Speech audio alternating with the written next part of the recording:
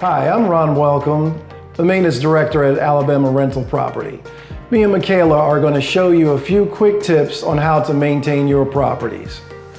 If you walk up on a toilet and the toilet is overflowing, you need to shut off the toilet first.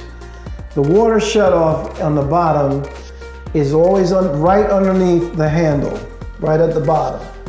Righty-tighty, lefty-loosey.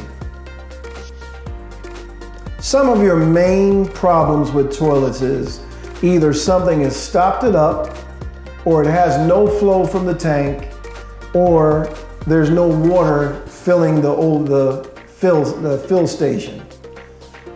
Basically, first things first, let's deal with the plugged up.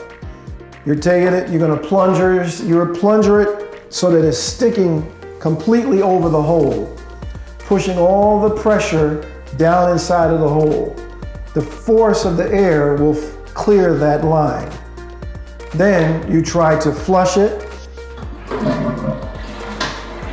utilizing and emptying the tank, and the force of the water will help to clear the line.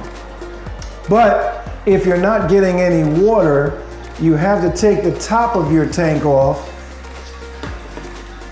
see why you're not getting it, and if the chain is loose, is one of the biggest problems with these water tanks. The chain is sitting inside on a long handle, which is right here, and 9 times out of 10, all you have to do is take the chain and rehook it inside on this handle. See how the water just stopped? That means that the fill station has gotten to where it needs to be. It's all the way up. Now, there's going to be that tension on the chain stating that there's enough water in the tank. And that's how you deal with your tank, your toilet tank. We hope this tip has helped you or resolved your problem. If it hasn't, please put in a work order or call us at the number that's on your screen. Thank you so much.